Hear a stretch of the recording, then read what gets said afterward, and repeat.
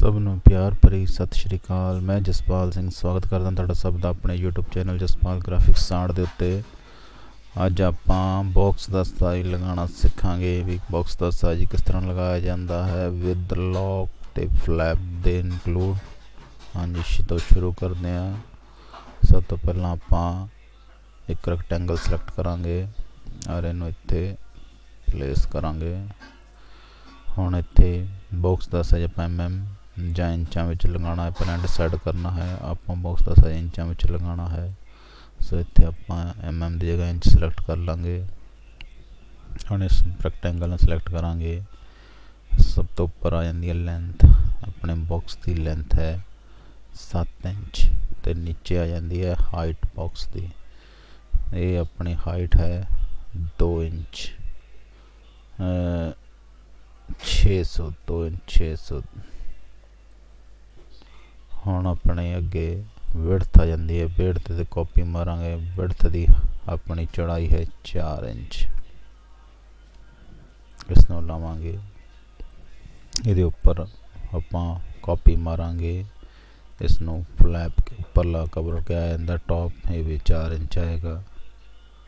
ਲਓ ਜੀ, ਇਹਨੂੰ ਨਾਲ ਆਪਾਂ ਟੱਚ ਕਰ ਦਾਂਗੇ ਇਹਦੇ। ਇਹ ਆਪਣੇ ਲੈਂਥ ਵਿਡਥ ਹਾਈਟ ਲੱਗ ਗਈ ਹੈ।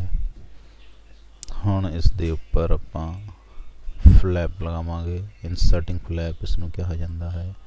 ਇਹ ਨਾਰਮਲੀ 700 600 ਹੁੰਦਾ ਹੈ। ਆਪਾਂ 600 ਲਗਾਇਆ।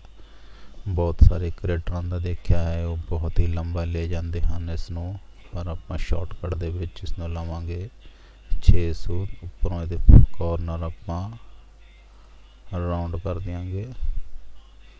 ਇੱਥੋਂ ਆਪਾਂ ਇਹਨੂੰ ਪੈਨ ਨੂੰ ਟੂ ਲਾਈਨ ਕਰ ਦਿਆਂਗੇ ਕਰਵ ਕਰਕੇ ਪਹਿਲਾਂ, ਫਿਰ ਇਸ ਨੂੰ ਟੂ ਲਾਈਨ ਕਰਾਂਗੇ। ਇਸੇ ਤਰ੍ਹਾਂ ਇਸ ਤਰਫ ਟੂ ਲਾਈਨ ਕਰ ਦਾਂਗੇ ਔਰ ਇਸ ਨੋਡ ਨੂੰ ਪਕੜ ਕੇ ਇੱਥੇ ਸਿੱਧਾ ਇਹਦੇ ਨਾਲ ਟੱਚ ਕਰ ਦਾਂਗੇ। ਲਓ ਜੀ,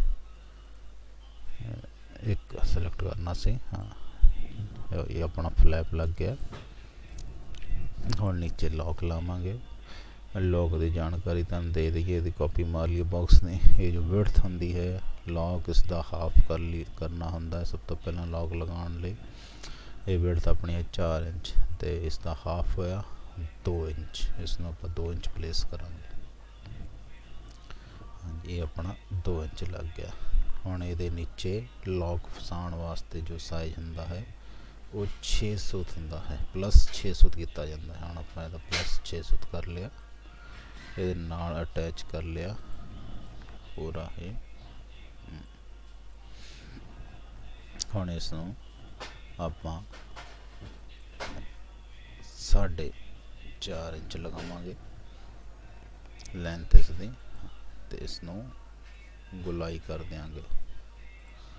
ਹਾਂਜੀ, ਤੇ ਇਹਨਾਂ ਨੂੰ ਕਰਵ ਕਰਕੇ ਇਹਦੇ ਨਾਲ ਅਟੈਚ ਕਰਾਂਗੇ। ਇੱਥੇ ਆਬਜੈਕਟ ਆਪਣਾ ਔਨ ਹੈ। ਫਿਰ ਇਸ ਤਰਫ ਇਸ ਤਰ੍ਹਾਂ। ਲਓ ਜੀ, ਇਹਨਾਂ ਨੂੰ ਥੋੜਾ ਜਿਹਾ ਉੱਪਰ ਵਾਪਸ ਆਊਟਲਾਈਨ ਖਤਮ ਕਰਨੀ, ਇਸ ਨੂੰ ਬਿਲਡ ਕਰ ਦਿਆਂਗੇ।